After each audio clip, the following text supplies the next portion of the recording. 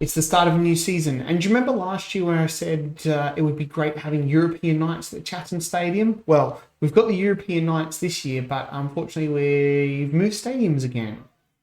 We've moved to Craven Cottage because our stadium is being expanded. So we would need to qualify for Europe again to make sure we have it next year. Otherwise, this could be a whole save without those European nights at the Chatham Stadium. Also, we're not predicted to finish 20th.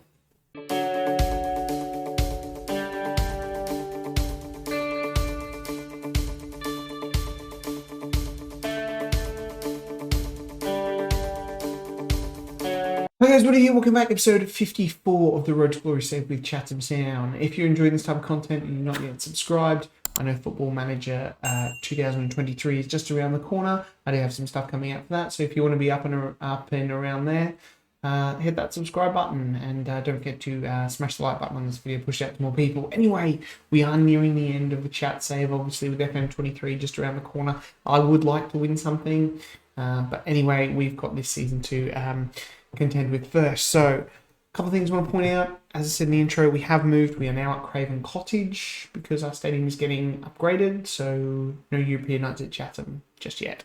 Our junior coaching and youth recruitment is up at 17, and we are upgrading these other things as well. So we're getting this club to a really, really high high quality. The media have us predicted for 16th, which is absolutely amazing. That is incredible, because I think at the start of the season we were 20th. Watch this be different. Now, 20th. What do you know? Why is that different? Why is that? We're in the Champions League, and they've gone, nah, you guys are going to finish 20th. Anyway, whatever. Finances, we've only got 2.5 million in the bank, but it's Premier League, we'll make money, and Champions League will get heaps of money. We've still got 9.5 million transfer budget and about 100k in the wage budget. So might just leave that. I'm pretty happy where the squad is at the moment. I don't think I'm squeezing more players in as it is. Transfers are the big ones. Schedule, have a look. We just dominated. Absolutely killed it in pre-season. Yes, we played some weak teams, but we were very, very good. The tactic I am using is that Krellos Revenge one that I used at the end of last season. I guess because I know it's good and I know we're going to win. So just to kind of speed this up a little bit, we're using that one, for time's sake. But anyway, let's get into the transfers. There was a fair bit of transfers happening. We spent 46 million and we gained 14 million. The big boys out was Mustafa Selek. He went for 7 million. I probably said this at the last episode and last season. I didn't think he was going to cut the mustard. 28 years old, not been capped for Turkey. Okay seasons, but we've got better options. So I didn't think he was going to get too much of a game time. Morgan Gibbs-White's gone to 80k. You knew that one was happening. He's 32. He was a good servant for a couple of years. Giovanni Matai, 2 million. He's a youth prospect. I don't think he's going to get much better, but, he's gone to Watford and now he's jumped straight down to League One. So he was pretty good for Flyde last year. And a couple of other big ones is Umenai, the captain. He's gone to 1860 München in the Bundesliga for 1 million. He was a good servant, but once again, just not really cutting the mustard in the Premier League, unfortunately, which is a shame. And the other sort of big-ish one is Roy Hojgaard. He's gone down to Preston in the Championship. Played pretty well last year in the Premier League, but really limited game time, only started twice. So we didn't lose any money on him, whatnot. I guess we've got a couple of other ones here from 100k. Cameron Foyston, Diarra as well. A lot of loans going out. So we've got some money there, but it is the ins. Now, Zanotti and Guerrero are coming in.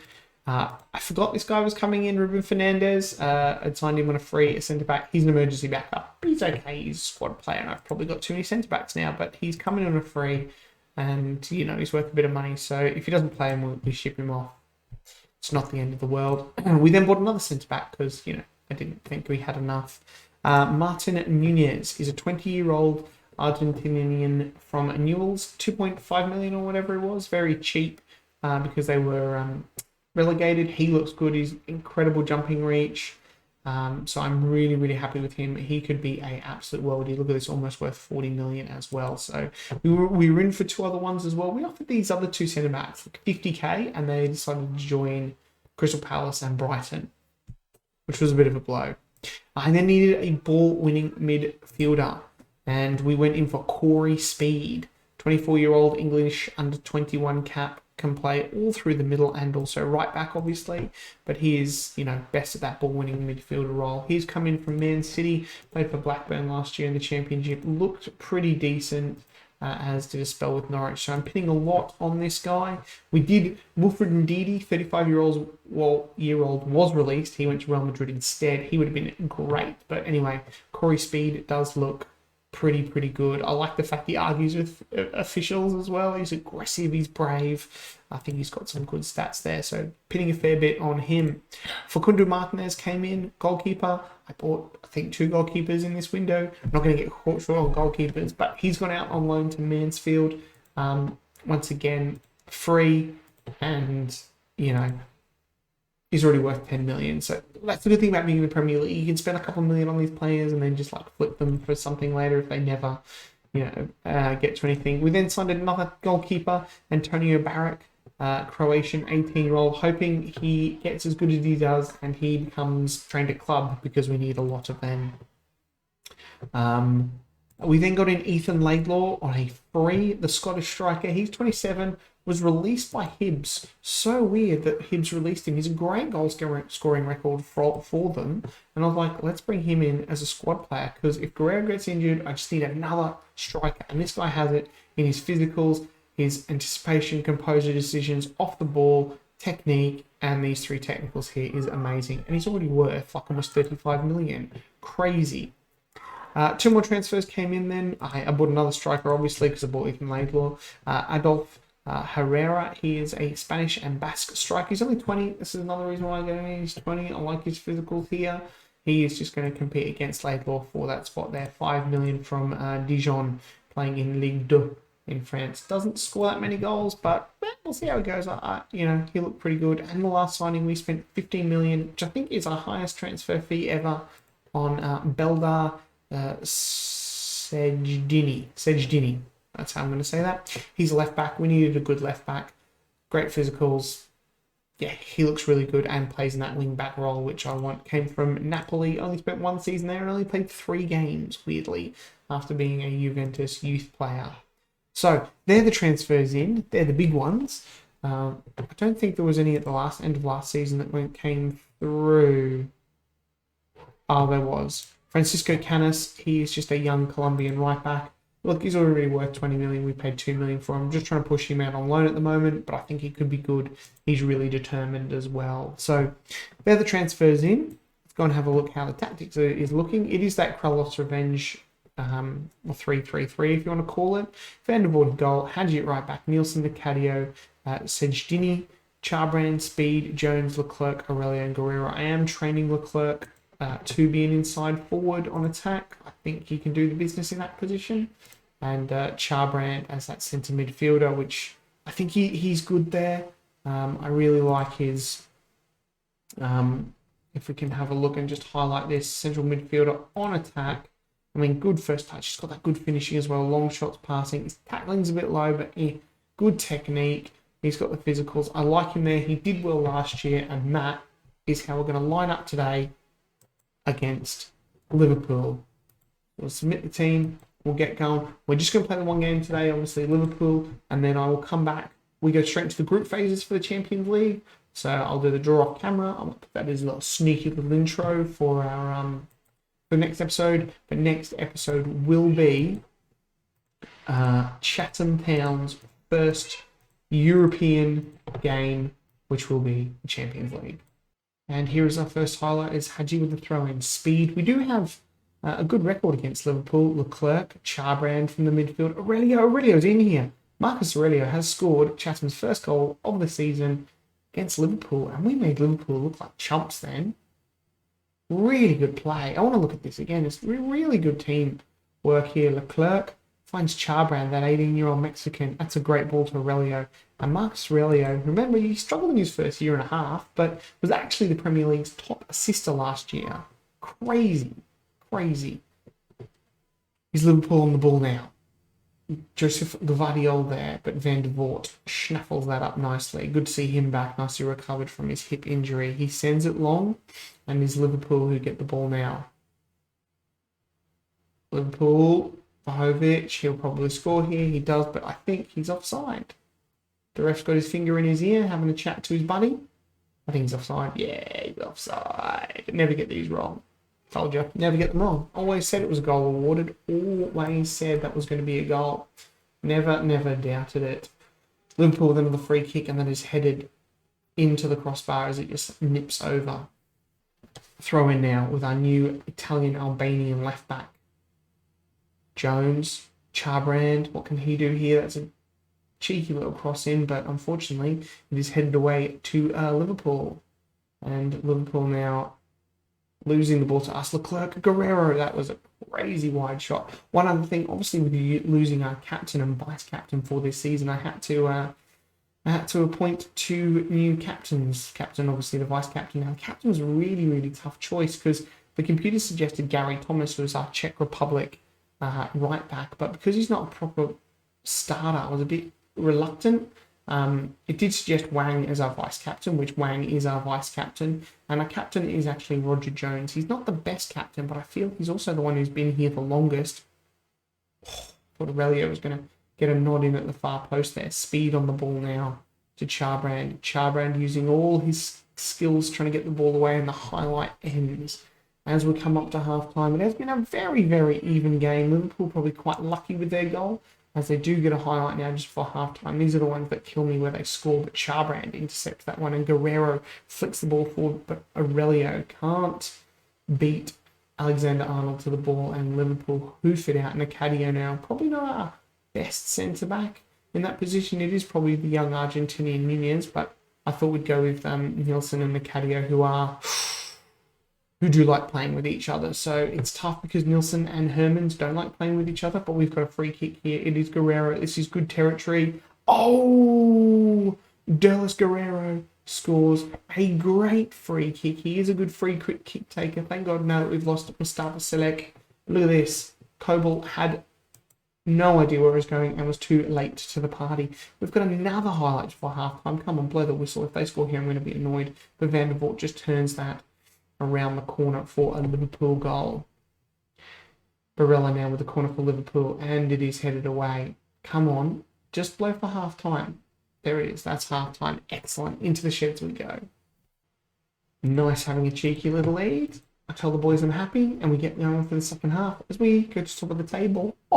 Score another one, and that'll put us well clear of the likes of Arsenal, Villa, Bristol City as well. Gvardiol now for the throw, but we can't underestimate Liverpool. Speed couldn't quite get the header there, but Van der Voort recovers nicely. Van der Voort now hoofing it long. Guerrero trying to knock the ball down, but it is Gvardiol who intercepts. He plays it all the way back to Kobel now, and then tries to find a long ball. It is Satriano. Satriano blazes it over the bar. Absolutely blazed. Let's go to the latest scores. Arsenal, pretty low scoring opening games. We've got Chelsea, Man City, Crystal Palace, and Fulham later. We've got a corner. Is Guerrero whipping it in? Don't know. I just preset my corner taker, so it's great. My striker is taking corners. We might have to change that because I think he's pretty good in the air as well. Couldn't win the header that time though. But Charbrand, Liverpool trying to knock it down and create something here. But is Aurelio on the ball now? Finds speed. Finds Jones. Jones, that's a great ball to Guerrero. Guerrero is pushed wide though. Can he get it across the face of goal? He doesn't need to. Oh, Guerrero. Do you know what? I said that this guy would struggle in the Premier League because he didn't have those physicals but I mean, he's beaten Neville there. I don't know who Neville is, but look at this. You thought he was going to put it across, but instead he just actually goes, no, I'm just going to do this myself. I did think that 13 acceleration, 13 pace isn't bad, but his other stats are really amazing. As we go 3-1 up against Liverpool, absolutely amazing stuff. Charbrand on the ball now. Speed and Aurelio cutting on the inside, and here is that Mexican wonder kid, Charbrand. He just can't get it on target, and it goes wide. We are going to make a couple of substitutions as we are absolutely dominating this game. Hadji is a little bit not good. Speed is injured for this game, so we'll make that change. Corey Speed, Gary Speed. I've got Corey Speed and Gary Speed. I just realised I've got two speeds. God, that's going to get confusing. Leclerc is going to come off for Mbamba. And I get, is it going to, yeah, and we'll bring Wang on for Corey Speed. So pretty good there. We'll point the finger. Go and make me proud. Oh, making me really proud beating Liverpool 3-1. Get in the chat. Loving it. All right, Liverpool with a free kick now. Over and this, oh, offside. Good. Good. Liverpool now trying to get back into this. They've got about maybe 10 minutes, I would say. It's probably generous now. Alexander-Arnold on the ball now. Hoof it in. And it is a goal kick to Chatham Town. All the Chats players playing absolutely outstanding today. Look at that. Only Van der Voort and Orhan and Nielsen not above 7. Aurelio now goes forward and Gvardiol nods it back to Kobel. Kobel hoofs it up. Liverpool really got to get something here in the next few minutes if they really want to get something out of this game. But Aurelio beats his man. Charbrand, Guerrero, tried a little 1-2 there. I don't know what was supposed to happen there, but Liverpool now on the counter, and this could be a real good chance for them. Oh, Van der Voort has dived early, and Dusan Vlahovic scores his second goal, and Liverpool's second goal. I mean, with a player like him up front, it is going to be very, very hard to stop him, but the fact we score a few goals, that's the good thing. We do score, we sometimes concede. I mean, Van der Voort 6.4, that's not good. He could be someone to be replaced next year. I did have him at AC Milan, and he wasn't too bad, but he's quite eccentric, I think, which can be a bit of a downside sometimes. And there it is. We sit second in the league. Burnley, the big winners on the day, 3-1 over Wolves. Man City, Chelsea 1-1 in the latest. So a pretty good start. Nunez, I remember this guy. I signed him at some point. Can't remember what it was for, but I'm getting really sidetracked now. Anyway, guys, like I said, I'm going to come back for our first Champions League game. It is going to be somewhere wedged between Burnley and Palace. So, Burnley on top of the table, so that could be a big clash. We've got Bristol City, Arsenal. We might do Palace and we'll do the Champions League game in Palace. Anyway, guys, hope you've enjoyed that episode. I'll catch you guys next time. Bye.